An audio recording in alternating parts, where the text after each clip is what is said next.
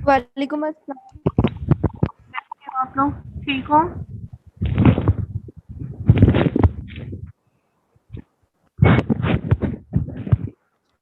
महानूर इनकी तो शेयर कर दो। नाम है कि रिग्रेशन एनालिसिस क्या होता है। आप रिग्रेशन एनालिसिस जो है वो बेसिकली एक सेट की टर्म्स है, ठीक है। लेकिन जब हम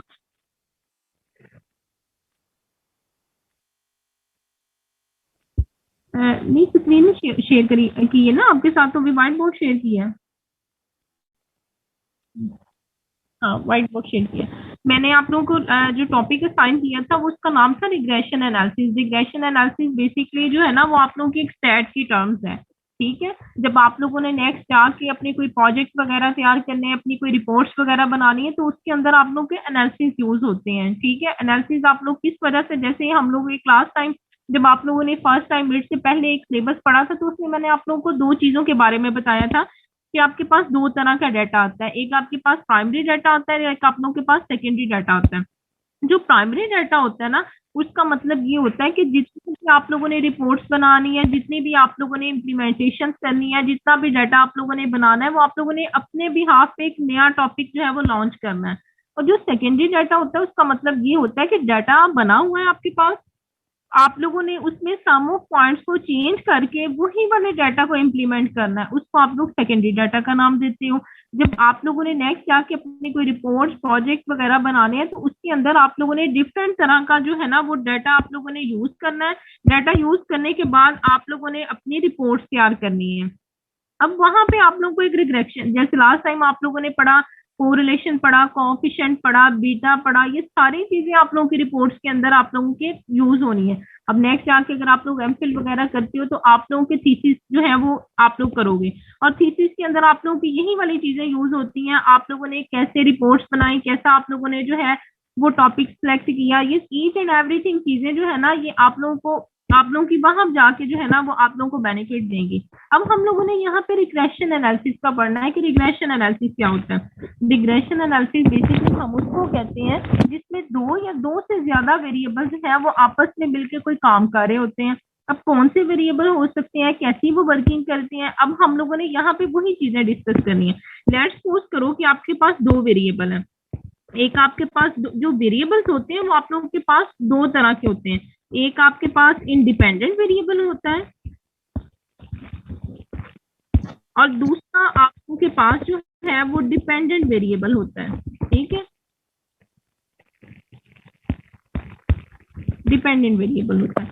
अब यहाँ पे ये बात हम लोगों ने देखनी है कि इंडिपेंडेंट वेरिएबल क्या होता है और आपके पास डिपेंडेंट वेरिएबल। हमने एक पढ़ा कि जो रिग्रेशन एनालिसिस है उसमें हम लोगों ने किस चीज को डिस्कस करना है कि जिसमें दो या दो से ज्यादा वेरिएबल मिलके कोई भी काम कर रहे होते हैं, कोई भी एनालिसिस कर रहे होते हैं, कोई भी रिपोर्ट तैयार कर रहे हैं, कोई भी प्रोजेक्ट तैयार कर रहे हैं, उसको हमने रिग्रेशन एनालिसिस का नाम देना है। अब यहाँ पे एक वर्ड आता है इंडिपेंडेंट वेरिएबल और एक आता है यहाँ पे डिपेंडेंट वेरिएबल। आपके माइंड में क्या कॉन्सेप्ट आ रहा है कि इंडिपेंडेंट हमारा क्या हो सकता है? बताओ, शाबाश, कोई भी बच्चा बता दे कि क्या आपके माइंड में कॉन्सेप्ट आ रहा है इस वर्ड को पढ़ने से कि इंडिपेंडेंट क्या हो सकता है। मोहम्मद अवैस, आप बताओ क्या हो सकता है।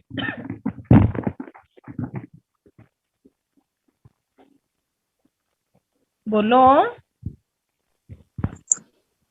मैम, इंडिपेंडेंट वेरिएबल वो होगा, मतलब जिस पर हम इन्हिसार नहीं कर सकते। जिस तरह लेट्स सपोज कि एक इक्वेशन है, X is equal to G plus Y. तो हम्म। मैम इसमें जो वेरिएबल इंडिपेंडेंट है वो एक्स और वाई है। ठीक है। सॉरी, वाई है। तो जो डिपेंड हम कर रहे हैं वो जी और वाई के ऊपर कर रहे हैं, सॉरी, ठीक। जी और एक्स के ऊपर। जो हमारा ठीक। वाई है वो मैम फिर इंडिपेंडेंट वेरिएबल है। ठीक है। अब यहाँ पे इंडिपेंडेंट वेरिएबल का मतलब होता है कि जो खुद अपने बिहाफ पे जो है ना वो कोई भी प्रोसेस कर रहा है। जैसे अगर हम लोग यहाँ पे बात करें कि कोई भी एनालिसिस करना है, जो इंडिपेंडेंट वेरिएबल है ना वो कहता है हम इसको ये कंसीडर कर लेते हैं कि ये हमारा प्राइमरी डाटा है, इसके पास कुछ भी अवेलेबल नहीं है, ठीक है। इसने क्या करना है, किसी से कोई हेल्प आउट नहीं लेनी, ना कोई सेकेंडरी डाटा यूज करना है, ना कोई और रिपोर्ट यूज करनी है। उसने कहना है जो भी करना है ना मैंने अपने बिहाफ पे करना है। और जो डिपेंडेंट वेरिएबल है ना वो डिपेंड कर रहा होता है इंडिपेंडेंट वेरिएबल पे। वो कैसा है, यहाँ सपोज कर लेते हैं कि जो हमारा डिपेंडेंट वेरिएबल है ना वो हमारा सेकेंडरी डाटा, जो आपने प्राइमरी डाटा बनाना है चाहे वो सेकेंडरी डाटा बनाना है, उनमें आप लोगों ने दोनों वेरिएबल्स को यूज करना होता है, इंडिपेंडेंट को भी और डिपेंडेंट वेरिएबल को भी। जो आप लोगों का डिपेंडेंट वेरिएबल होता है वो एक होता है, और जो आप लोगों के इंडिपेंडेंट वेरिएबल होते हैं वो मोर देन जो है वेरिएबल्स हो सकते हैं, एक भी हो सकता है और एक से ज्यादा वेरिएबल्स भी हो सकते हैं। ठीक है, अब यहाँ पे हम लोग या जैसे सपोज मैंने अभी आपको बताया कि जो आप लोगों का डिपेंडेंट वेरिएबल होता है वो इफेक्ट कर रहा होता है या डिपेंड कर रहा होता है आपके इंडिपेंडेंट वेरिएबल। अगर इंडिपेंडेंट वेरिएबल के अंदर चेंज आएगा तो डेफिनेटली इंडिपेंडेंट वेरिएबल के अंदर भी चेंज आएगा। बट अगर आप लोग का जो डिपेंडेंट वेरिएबल है ना उसके चेंज होने से इंडिपेंडेंट वेरिएबल के अंदर कोई चेंज नहीं आना, कोई इफेक्ट नहीं होना। ठीक है, अब यहाँ पे हम सपोज करते हैं कि आपके पास जो है ना, हम यहाँ पे कंसीडर कर लेते हैं कि आपके पास कंपनी की बात कर लेते हैं कि हमारे पास एक कंपनी है जिसको हम कहते हैं कि उसने क्या करनी है, एक एडवर्टाइजमेंट करनी है, और दूसरा उसका क्या प्रोसेस होता है, सेल प्रोसेस। एडवर्टाइजमेंट होगी तो सेल होगी, जब तक एडवर्टाइजमेंट नहीं होगी तो सेल ही नहीं होगी। यहाँ पे हम कंसीडर कर लेते हैं कि हमारी एडवर्टाइजमेंट जो है ना वो 100 की है, और जो हमारी सेल है ना वो हम कंसीडर कर लेते हैं कि जी 600 की अमाउंट से है। फिर हम कहते हैं कि जी हमारी जो एडवर्टाइजमेंट है जो हमने की है ना अपनी चीज को सेल आउट करने के लिए, वो हमने 90 की है, और जो हमारी सेल्स हुई है ना वो कितने की हुई है, 450 की रेंज से हुई है। फिर हम एक और एग्जांपल कर लेते हैं कि जी हमारे पास जो एडवर्टाइजमेंट थी वो 80 की थी, जब हमारी सेल हुई है ना वो हमारी 350 की सेल हो गई है। ठीक है, फिर हम ऐसा कंसीडर करते हैं कि हमने एडवर्टाइजमेंट की थी बट अब हम लोगों ने ये है कि हमारी सेल कितने की होगी। फिर हम एक और एग्जांपल कर लेते हैं कि जी हमने अभी एडवर्टाइजमेंट नहीं की, ठीक है, बिल्कुल भी अपनी प्रोडक्ट की एडवर्टाइजमेंट नहीं की, लेकिन हम लोगों ने ये एवरेज रख लिया है कि जो जी हमारी सेल होगी ना वो हमारी 500 की सेल हो जाएगी। समझ आई इस चीज की कि हम क्या चीज को कंसीडर कर लेते हैं कि ये हमारी एडवर्टाइजमेंट है और ये हमारी सेल है। एडवर्टाइजमेंट को हम एक्स कंसीडर कर लेते हैं, वाई जो है वो हम उसको सेल को कंसीडर कर लेते हैं। तो हम कहते हैं कि फर्स्ट वाली रेंज क्या थी कि 100 की एडवर्टाइजमेंट की तो 600 सेल हुई, 90 की तो 450 हुई, 80 की तो 350 हुई, 125 की है तो हम ये देखना चाह रहे हैं कि जी हमारी सेल कितने की हो जाएगी। फिर हमने नेक्स्ट वाला जो एनालिसिस किया उसमें ये हम लोगों ने बात की कि एडवर्टाइजमेंट हमने 0 की है, कोई एडवर्टाइजमेंट नहीं की, लेकिन हमने ये एस्टिमेशन लगा ली है कि जी हमारी जो सेल हो जाएगी ना वो 500 के राउंड अबाउट हमारी सेल हो जाएगी। ये बात क्लियर है?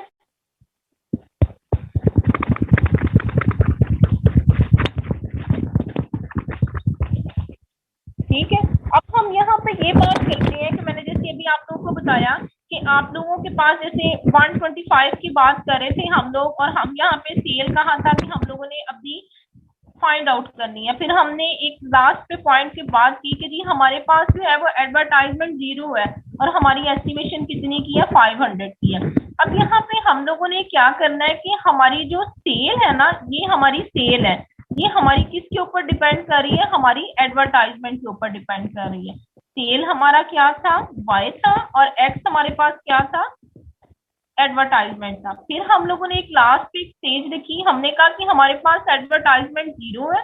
हमारे पास जब एडवर्टाइजमेंट हमारी 0 होगी तो डेफिनेटली हमारी एडवर्टाइजमेंट किसके ऊपर डिपेंड करेगी, हमारी सेल के ऊपर डिपेंड करेगी। ठीक है, अब हम लोगों ने क्या फाइंड आउट करना है, हम लोगों ने रिग्रेशन की इक्वेशन तो बनानी सीख ली कि लेट्स सपोज कि हमारे पास दो वेरिएबल्स आ जाते हैं, independent variable and dependent variable. Independent variables are totally effect on dependent variable, and dependent variable is used only one variable and independent variable is used more than variables. उसको हम लोग regression analysis का नाम देते हैं। समझ आइए इस चीज की आप लोगों को? क्लियर है यहाँ तक? किसी बच्चे को कुछ क्वेश्चन हो?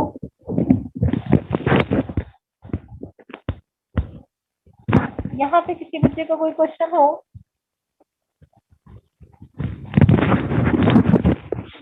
माहनूर इनकी स्लाइड शेयर करो। ठीक है मैम, अब दे दें एक्सेस। एनालिसिस। रिग्रेशन एनालिसिस क्या कहते हैं कि it is a study of the relationship between variables. We have already discussed the regression analysis is used between variables, relationship show the between variables. It is one of the most commonly used tools for business analysis. It is easy to use and apply to many situations. वो कहते हैं कि जो आप लोगों का regression analysis है उसको हम लोग बिजनेस एनालिसिस के लिए यूज करते हैं। ये आप लोगों की एक स्टैटिकली टर्म्स है जिसको हम लोग अपने बिजनेस के अंदर जो है वो यूज करते हैं। बिजनेस के अंदर कैसे यूज कर सकते हैं हम लोग कि जैसे अभी लाइक हम लोग एग्जांपल करके आए एडवर्टाइजमेंट एंड सेल्स की एग्जांपल करके आए कि सेल्स कैसे डिपेंड करती है एडवर्टाइजमेंट पे और एडवर्टाइजमेंट कैसे डिपेंड करती है आप लोगों की सेल्स के ऊपर। नेक्स्ट वाली स्लाइड करो।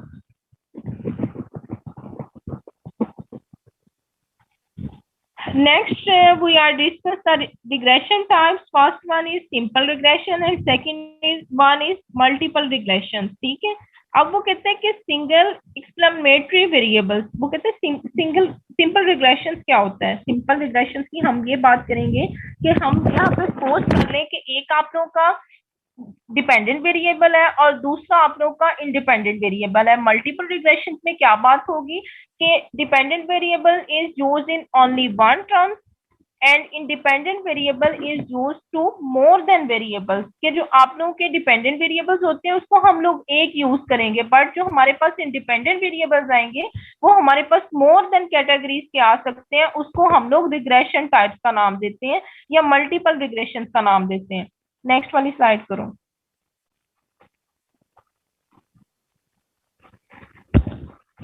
अब यहाँ पे आप लोगों का पॉइंट है कि आप लोगों के डिपेंडेंट वेरिएबल्स क्या होते हैं, इंडिपेंडेंट वेरिएबल्स क्या होते हैं, कोएफिशिएंट क्या होता है और रेसिडुअल्स क्या होते हैं। Firstly we are discuss already in previous slides dependent variable and independent variable.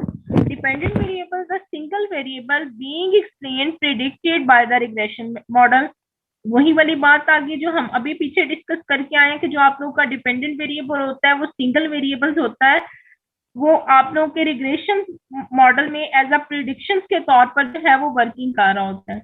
Next, independent variable the explanatory variables used to the predict the dependent variable. जैसे हम यहाँ पे एग्जांपल कर लेते हैं कि हमारे पास एक बिजनेस की परफॉर्मेंस है, ठीक है।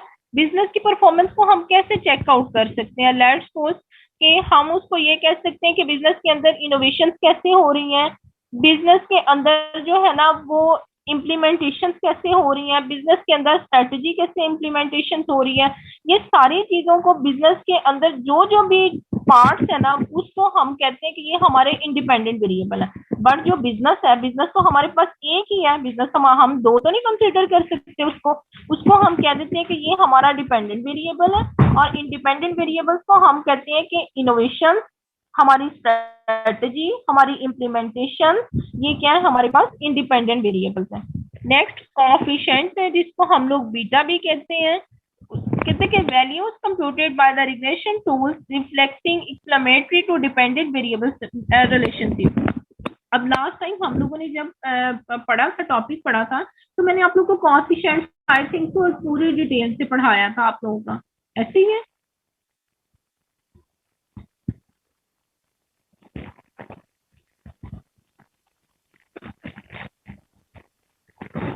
क्लास ऐसे ही है। ईशा हयात कौन है? ईशा कौन है क्लास में? मनाहिल अब्बास कौन है?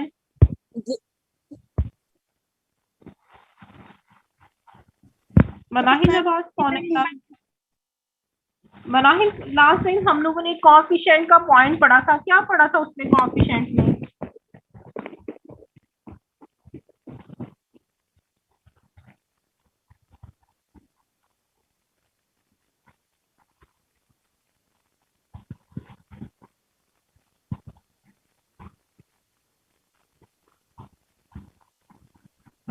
बोलो, आपसे पूछ रही हूँ।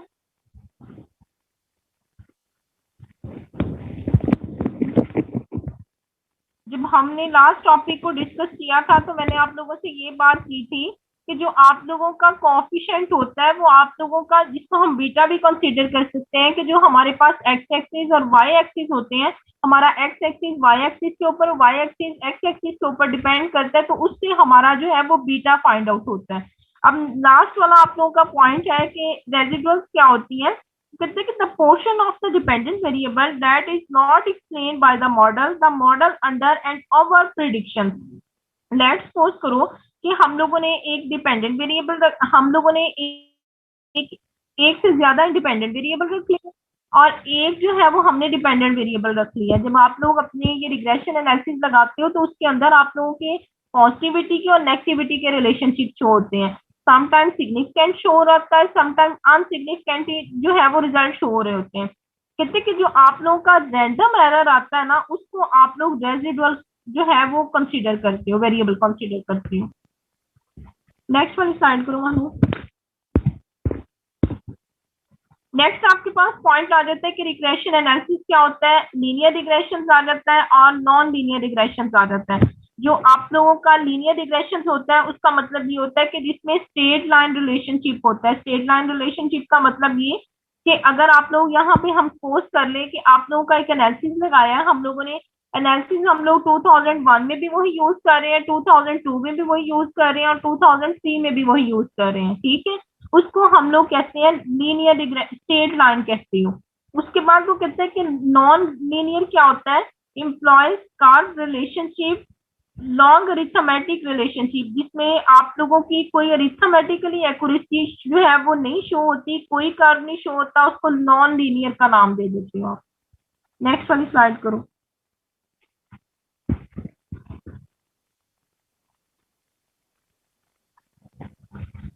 अब नेक्स्ट पॉइंट आ जाता है कि क्रॉस सेक्शनल क्या होता है और टाइम सीरीज क्या होती है। Data gather from the same time period, वो कहते हैं कि लेट्स सपोज करो क्रॉस सेक्शन वो होता है जिसमें हम लोग सम टाइम पीरियड का डाटा जो है ना वो कलेक्ट करते हैं। अब सम टाइम पीरियड क्या हो सकता है, यहाँ पे महनूर बताएगी। महनूर आप बताओ कि सम टाइम पीरियड क्या हो सकता है, सेम टाइम पीरियड सॉरी क्या हो सकता है।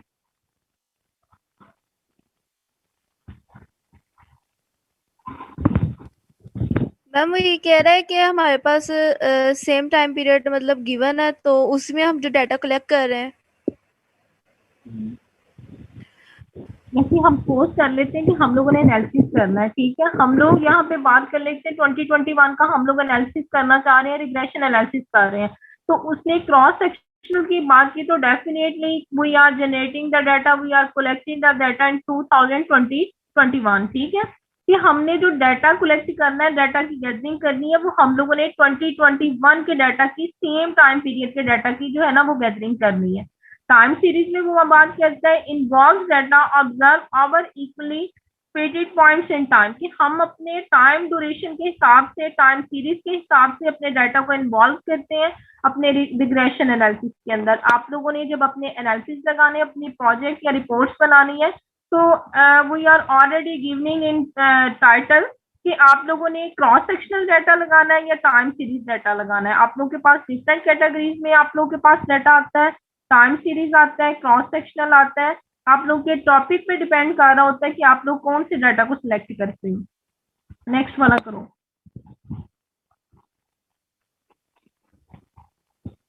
ये आप लोगों ने लीनियर रिग्रेशन का मैंने आपको बता दिया पीछे। नेक्स्ट वाला करो। अब यहाँ पे वो कहते हैं कि types of the regression model.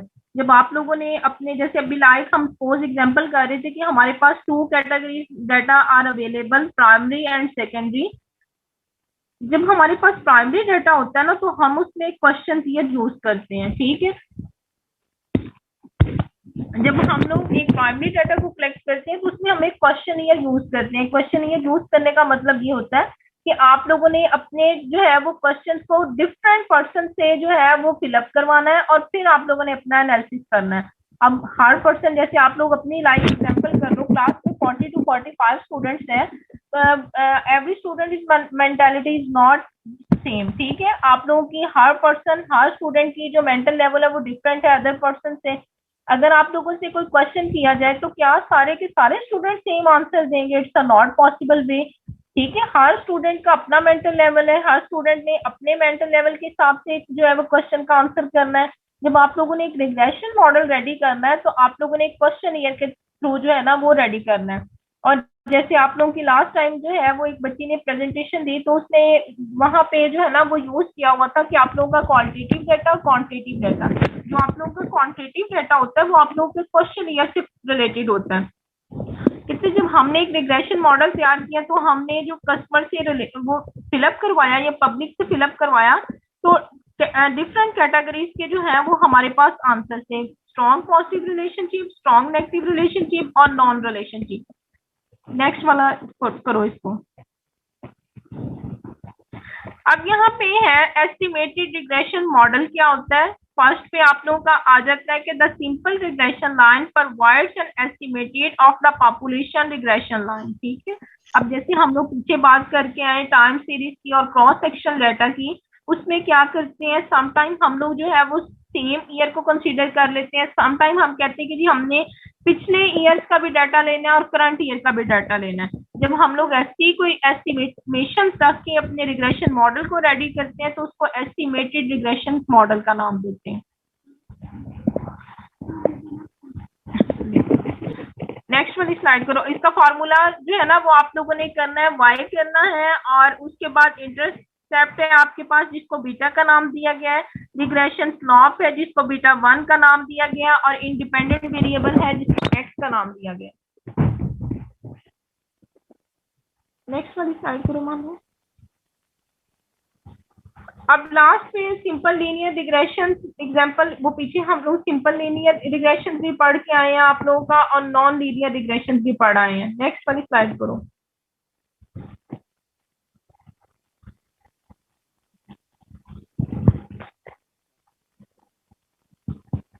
अब जैसे लाइक मैंने भी आप लोगों को रिग्रेशन मॉडल की फर्स्ट केस एग्जांपल दे के बताई है कि 2 हमारे पास जो है ना वो मॉडल्स हैं। फर्स्ट हमारे पास एडवर्टाइजमेंट और सेकेंडली सेल्स पॉइंट है। हमने क्या किया, अपने एक्स एक्सिस को और वाई एक्सिस को जो है ना वो फाइंड आउट किया कि ये हमारी एक्स एक्सिस है और वाई एक्सिस है। और एक बात याद रखनी है कि जो आप लोगों के एक्स एक्सिस होते हैं वो आप लोगों के इंडिपेंडेंट वेरिएबल होते हैं और जो वाई एक्सिस होते हैं वो आप लोगों के डिपेंडेंट वेरिएबल्स होते हैं। और जो आप लोग अपने ग्राफिकली उसको शो करते हो जहाँ पे 1 2 3 4 की कैटेगरीज लिखते हो वहां पे आप लोग के एक्स एक्सिस आते हैं और जहाँ पे आप लोग अपनी प्रोडक्ट्स का नेम शो करते हो वो आप लोग के वाई एक्सिस के मॉडल्स होते हैं। यहाँ पे जैसे उन्होंने यहाँ पे हमने एडवर्टाइजमेंट और सेल की एग्जांपल ली थी, उन्होंने हाउस प्राइस की ले लिया और स्क्वायर फीट की प्राइस ले ली है। नेक्स्ट करो मोहम्मद। नेक्स्ट कर दो और नेक्स्ट कर दो, नेक्स्ट कर दो और नेक्स्ट करो और नेक्स्ट कर दो।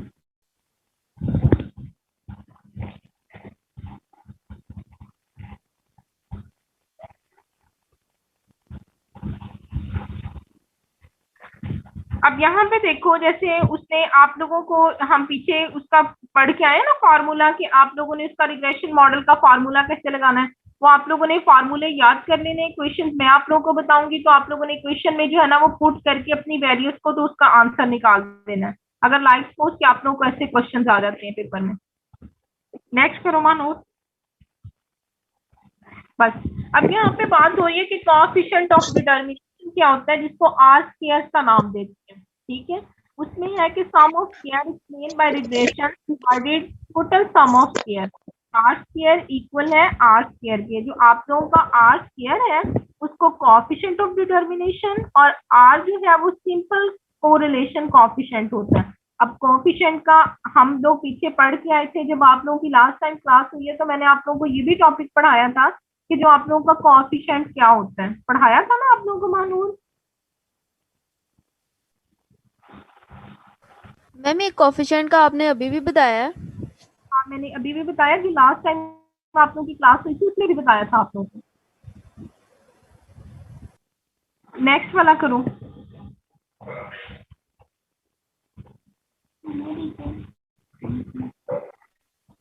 अब यहाँ पे उसने कहा है कि जो आप लोगों के पास जो है वो आर स्क्वायर है, जैसे हम लोग अभी बात करके आए कि जो आप लोगों का आर स्क्वायर है वो आप लोगों का को रिलेशन जो है कोएफिशिएंट डिटर्मिनेशन है। उसको कहते हैं कि आप लोगों के पास एक आर स्क्वायर इक्वल है 1 के और एक आर स्क्वायर इक्वल है +1 के। अब यहाँ पे उसने +1 और आर स्क्वायर इक्वल 1 कैसे कर दिया, जब उसने फार्मूला से जो है फार्मूला के बाद उसने उसको ग्राफिकली प्रेजेंट किया अपनी इक्वेशन के थ्रू, तो जो उसकी फाइंड आउट थी ना, वहां पे जो आप लोगों का आर स्क्वायर था वो इक्वल जा रहा था 1 के, और जो आप लोगों का आर स्क्वायर इक्वल है +1 के। +1 का मतलब ये हुआ कि जब उसकी एस्टिमेशन रेशो थी ना वो आप लोगों के इक्वल आई तो उसको 1 कंसिडर कर दिया। जब आप लोगों की एक्सपेक्टेशन जो है वो आप लोगों की अप हो गई तो उसने उसको +1 का जो है वो नेम दे दिया। जैसे मैंने भी आपको बताया कि आप लोगों का जो है रिजल्ट आप लोगों ने फाइंड आउट करने हैं, तो आप लोगों की सिग्निफिकेंट और non significant result find out होंगे। आप उसको जो है वो ग्राफिकली भी प्रेजेंट करोगे और आप लोग जो है वो उसको रिग्रेशन मॉडल के थ्रू भी प्रेजेंट करोगे। नेक्स्ट वाला करो।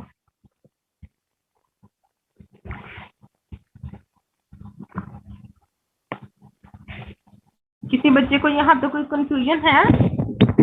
कोई बात पूछने वाली है तो पूछ लो।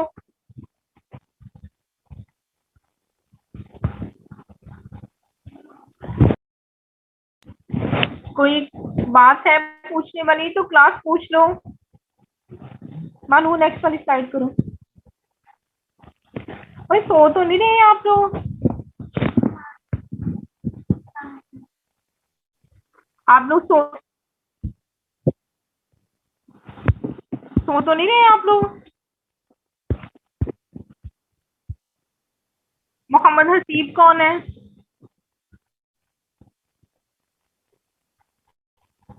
मोहम्मद हसीब कौन है? हसीब ने प्रेजेंटेशन भी नहीं दी थी।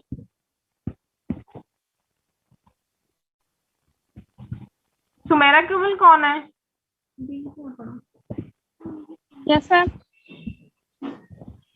सुमेरा क्या पढ़े हम लोग? क्या बताऊं? क्या कह रहे?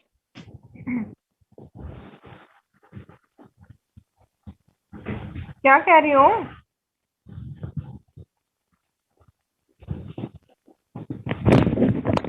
मैं आपसे पूछ रही हूँ सुमेरा क्या पढ़ रही हो आप लोग? आप लोग ना इस दफा दुआ करो कि आप लोगों का पेपर क्लियर हो जाए बस किसी तरह, ठीक है? जो आप लोगों की क्लास के हालात है मुझे नहीं लगता कि पेपर क्लियर होना है आप लोगों का। मानो क्या ख्याल है आपका? मैम आपकी दुआएं अल्लाह साथ हो जाएंगी। क्या कहा? मैम हो जाएगा इंशाल्लाह। हो जाएगा? लग तो नहीं रहा कि हो जाएगा जो आप लोगों के हालात हैं। वैसे मुझे ना हैरानगी होती है आप लोगों को देख के कि अजीब स्टूडेंट्स हो आप लोग, अजीब से अजीब हो, समझ से बाहर के हो। बाकी क्लासेस में भी ऐसे करती हो? मैम मैं कहती हूँ सबको, पता नहीं क्यों नहीं बोलते अब। बाकी क्लासेस में भी नहीं बोलते? No ma'am. अजीब बात है वैसे। ये तो फिर आप लोग अपना टाइम वेस्ट कर रहे हो। हमें मोबाइल की बैटरी डाउन करने पे लगे हुए, आराम से सो मौजें करो, बाहर घूमो फिरो।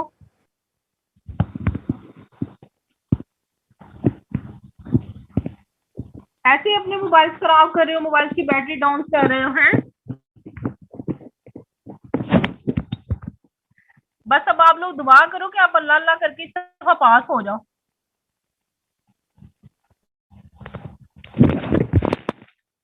मानो नेक्स्ट वाली स्लाइड करो।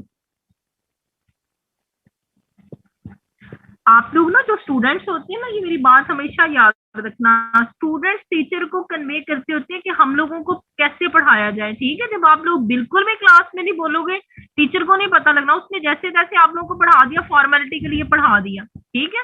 स्टूडेंट्स हमेशा टीचर को बताते होते हैं कि हमें कैसा पढ़ाया जाए। टीचर ने तो पढ़ाना ही पढ़ाना है। अगर आप लोग क्लास में पार्टिसिपेशन करोगे, टीचर्स को रिस्पॉन्स करोगे, तो आई थिंक तो टीचर्स का जो है ना वो आप लोगों की तरफ जो है ना वो ज्यादा मुतवज्जा हो जाएगी और ज्यादा आप लोगों को जो है ना वो अच्छे से पढ़ाएंगे। जब आप लोगों ने बोलना ही नहीं है, बस सोमन बुकमन बन के सुनते रहना, जो हो रहा है सो हो रहा है।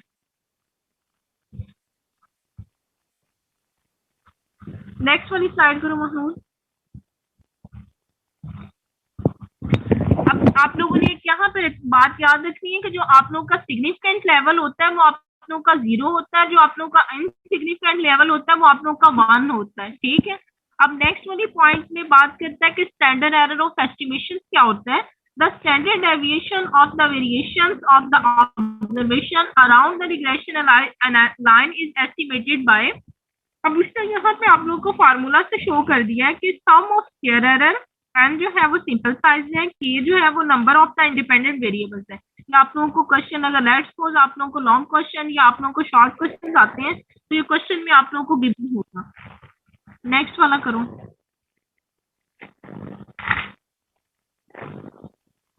ये तो उसका स्क्वायर रूट लिया हुआ है, ठीक है। नेक्स्ट कर दो इसको,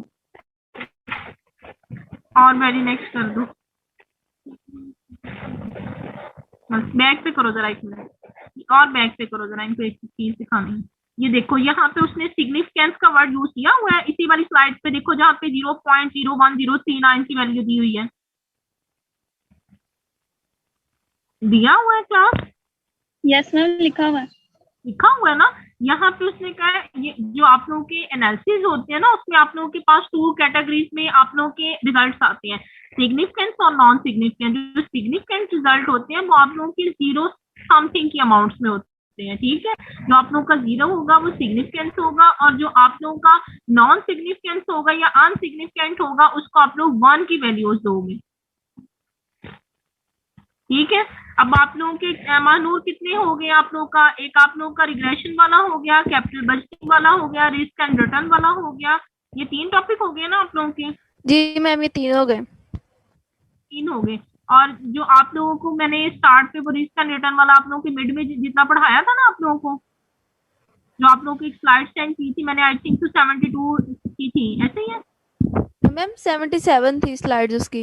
70। वो आप लोगों ने सारी वाली जो टॉपिक है ना वो सारे का सारा रेडी करना है, ठीक है। तो मैम फाइनल में ये 3 टॉपिक्स होंगे। हाँ ये तीनों करने हैं आपने, ठीक है मैम। ठीक है। और कोई क्वेश्चन आप लोगों का पूछने वाला हो तो पूछ लो। मैम रेजिड्यू के बारे में दोबारा बता रहे हैं। इसके बारे में, रेजिड्यू के बारे में स्टार्ट पे था। रेजिडुअल के बारे में जैसे अभी हम लोग पीछे जो है वो रिग्रेशन एनालिसिस में पढ़ के आए हैं कि इंडिपेंडेंट वेरिएबल्स होते हैं और डिपेंडेंट वेरिएबल्स होते हैं। हमने बात की कि जो इंडिपेंडेंट वेरिएबल्स होते हैं ना वो मोर देन वेरिएबल्स होते हैं, बट जो डिपेंडेंट वेरिएबल्स होता है वो ओनली सेलेक्टेड इज 1 वेरिएबल, ठीक है। अब हम एक जैसे बिजनेस की बात कर लेते हैं कि एक बिजनेस है हमारे पास, ठीक है। हमने उसको क्या नाम दे दिया बिजनेस का। जो हमारा बिजनेस की परफॉर्मेंस है ना वो किसके ऊपर डिपेंड करेगी, हमारी इनोवेशन के ऊपर डिपेंड करेगी, हमारी एडवर्टाइजमेंट के ऊपर डिपेंड करेगी, हमारी सेल्स के ऊपर डिपेंड करेगी। हम यहाँ पे 3 वेरिएबल्स इंडिपेंडेंट यूज कर रहे हैं और जो डिपेंडेंट वेरिएबल ले रहे हैं वो हम बिजनेस परफॉर्मेंस ले रहे हैं। समटाइम ऐसा भी हो जाता है कि जो हमने इनोवेशन ली है, जो सेल्स ली है, जो एडवर्टाइजमेंट ली है वो हमारी इक्वल तो नहीं एक्सपेक्टेशंस की आएगी, समटाइम हमारी 0 की तरफ भी चली। जी मैम। क्लास के सीआर हो मानूर, इनको समझाते नहीं हो आप। मैम मैं पूरा सेमेस्टर बोल बोल के थक गई हूँ, बोलते ही नहीं है फिर भी। वो नहीं आता क्लास में। फहद ए सेक्शन का सीआर है ना। जी मैम, मैम वो आता है, जब वो आता है तब आप उसको शायद आपको नहीं पता लगता, अभी नहीं वो आया हुआ। नहीं मेरा ख्याल वो कम आता है, क्लास में बहुत कम आता है। एक्सक्यूज मी, अस्सलाम वालेकुम मैम। वालेकुम अस्सलाम। मैम जो आप कह रही हैं पेपर में शॉर्ट क्वेश्चन भी और लॉन्ग क्वेश्चन भी आ सकते हैं, तो किस तरह आएंगे हमें? हम तो एमसीक्यू तो देते आ रहे हैं ऑनलाइन पेपर में। क्या हुआ है आपको? मैम जो आप कह रही हैं कि पेपर में शॉर्ट क्वेश्चन तो लॉन्ग क्वेश्चन भी आ सकते हैं, तो हमें किस तरह आएंगे? हमने पहले सिर्फ एमसीक्यू ही दिए हैं पेपर्स में ऑनलाइन में। कोई बात नहीं, अगर एमसीक्यू दिए हैं तो फिर इस दफा फाइनेंशियल मैनेजमेंट में कुछ नया करके दिखाओ ना। पूरा सेमेस्टर तो बोले नहीं हो आप लोग हैं। जी मैम वही कह रही हूँ कि किस टाइप आएंगे, किस तरह आएंगे, हम कैसे देंगे वो पूछते हैं। अगर अब लेट्स सपोज करो कि आप लोगों को सिंपल लीनियर रिग्रेशन है, उसका मैं पूछ सकती हूँ कि उसको डिफाइन किया जाए। स्टैंडर्ड डेविएशन एस्टिमेशन का पूछ सकती हूँ कि उसको डिफाइन करो, बाय फार्मूला जो है उसको एक्सप्लेन करो, ऐसी चीजें पूछ सकती हूँ। अगर लॉन्ग क्वेश्चन देती हूँ तो मैं लॉन्ग क्वेश्चन में कहूंगी कि रिग्रेशन एनालिसिस को डिटेल में एक्सप्लेन करो। फिर जो आप लोगों ने पढ़ी है सारी डिटेल, उसके कोएफिशिएंट पढ़े हैं, उसके वेरिएबल्स पढ़े हैं, आप लोगों ने स्टैंडर्ड डेविएशन पढ़े हैं, वो सबको एक्सप्लेन करोगे। ऐसे क्वेश्चन आएंगे। Okay ma'am, thank you. अस्सलाम वालेकुम अस्सलाम। मैम, मैंने पूछना था कि मल्टीपल रिग्रेशन जो है उसका ग्राफ किस तरह से बनेगा? मल्टीपल रिग्रेशन का लेट्स सपोज के जैसे अभी हम बात करके आए कि आपके पास डिपेंडेंट वेरिएबल एक है और इंडिपेंडेंट वेरिएबल जो है वो 3 है। जैसे अभी सेल की, एडवर्टाइजमेंट की, और हम लोगों ने बात की है उसकी इनोवेशंस की बात की है, ठीक है। अगर हमारे पास 3 वेरिएबल्स हैं तो हमने सारे वेरिएबल्स को देखना है, इनोवेशंस को भी देखना है, सेल्स को भी देखना है और एडवर्टाइजमेंट को। क्या तीनों किस तरह इफेक्ट कर रहे हैं हमारे डिपेंडेंट वेरिएबल? तीनों सेम तो नहीं ना इफेक्ट कर सकते, एक ही तरह से तो नहीं ना इफेक्ट कर सकते अपने डिपेंडेंट वेरिएबल पे। उसको हम लोग जिस तरह वो इफेक्ट करेंगे, अगर वो स्लो डाउन कंडीशन में कर रहे हैं तो हम स्लो डाउन कंडीशन को शो करवाएंगे। अगर वो जो है वो नॉर्मली एवरेज में कर रहे हैं, अगर वो हाई लेवल पे कर रहे हैं तो उसके अकॉर्डिंग हम उसको शो करवाएंगे।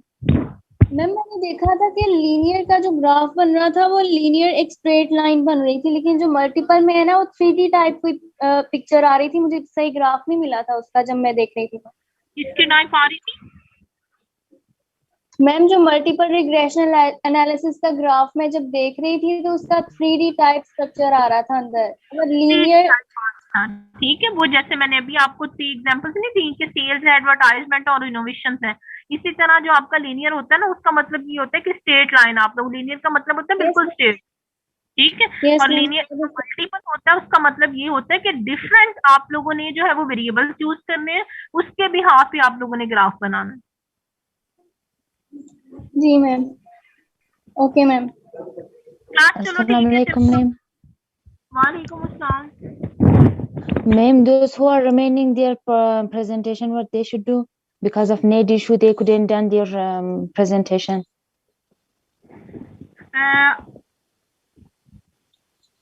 Your marks is included in presentations. I think so. Every student is presented presentations. Yes, ma'am, all are present, but because of need issue, they couldn't deliver all the presentation. I think so. Your presentation is not complete. Ma'am, mine no, because yesterday I had need issue. That's why I couldn't complete that. I know. Your good name Fazana? No, Huaida.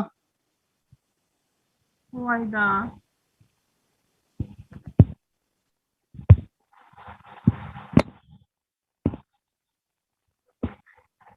Your marks is included in final results. Okay, ma'am. Class किसी बच्चे का कोई question हो? Ma'am, time कितना होगा paper का फिर? आपको 45 मिनट का 1 आवर का टाइम मेंशन है। फिर 1 और आप हमें देंगी? तकरीबन आपको 55 मिनट गिवन होंगे। Ma'am about exam, we didn't understand what you told because you told you speak all यार ये रुवाइदा पूछती है कि आपकी जो है ना वो करंट जो आपकी प्रेजेंटेशन हुई है कल, तो पूछ रही थी कि उसके मार्क्स जो है ना वो हमें कैसे पता चलेंगे। तो उनको बता देना कि जो आपकी फाइनल के होगा ना पेपर होगा उसमें ही आप लोगों के मार्क्स लगेंगे। अभी आप लोगों की जो बच्चे रहते हैं ना रिमेनिंग रहते हैं जिन्होंने नई प्रेजेंटेशन दी थी, आपने मुझे उनके भी रोल नंबर बताने हैं, ठीक है? ठीक है मैम, मैं बता दूंगी। हाँ, और दूसरी बात ये कि अब आप लोगों ने पेपर को अच्छे से तैयार करके बताया कि एमसीक्यू आना, आप लोगों का शॉर्ट क्वेश्चंस, आप लोगों के लॉन्ग क्वेश्चंस और आप लोगों के एमसीक्यूज, तीनों चीजें आनी है आपके पेपर में। ये दाऊद क्या कह रहा है, इसकी बात सुनो, क्या कह रहा है ये? अहमद पूछे, इसकी बिल्कुल भी वॉइस नहीं आती मुझे, क्या कह रहा है ये? Ma'am, excuse me, you speak all in Urdu and we didn't understand what you told about the exam. The explanation which you told all are in Urdu. मुझे तो दाऊद का भूल ही जाता है कि दाऊद भी आपकी क्लास में है। मैम मैं इसको बता देती हूँ दाऊद को टेक्स्ट में। हाँ, मैं इसको मैसेज कर देती हूँ, बल्कि मेरे पास इसका नंबर ही नहीं है। आप इसको बता देना कि आपने जो पेपर रेडी करना है ना, वो शॉर्ट में, एमसीक्यूज में और लॉन्ग क्वेश्चंस में करना है। Okay ma'am. ठीक है, और कोई क्वेश्चन तो नहीं आप लोगों का? मैम 3 ही टॉपिक है ना बस? 3 ही टॉपिक करने हैं। मैंने आपको बताया कि जो रिस्क एंड रिटर्न वाला मैंने आप लोगों को स्टार्ट पे भी पढ़ाई थी ना स्लाइड, वो भी इंक्लूड करनी है, कोएफिशिएंट पर ये करनी है, रिग्रेशन वाली करनी है, और आप लोगों ने कैपिटल बजटिंग वाली करनी है। मैम एमसीक्यू शॉर्ट क्वेश्चन जी मैम एमसीक्यू कितने होंगे? एमसीक्यूज कितने होंगे? एमसीक्यूज आप लोगों को आएंगे आई थिंक तो 25 या 30 के राउंड अबाउट आएंगे। और जो शॉर्ट क्वेश्चन जो आप लोगों के रिमेनिंग मार्क्स होंगे वो आप लोगों के लॉन्ग के भी हो सकते हैं और शॉर्ट के भी हो सकते हैं। अगर 25 आपको एमसीक्यूज आ रहे हैं तो उसमें से शॉर्ट भी आएंगे और लॉन्ग भी आएंगे। बस आपने सब कुछ भी, टाइम पेपर का बहुत है आपके पास, 55 मिनट्स का गिवन होगा आपको टाइम।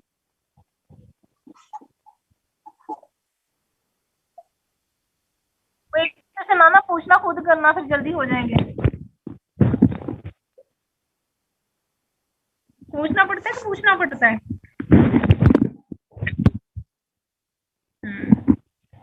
कोई टाइम नहीं लगता। आप लोगों ने 55 मिनट्स आपके पास गिवन होने, आपने आराम से पेपर करना है।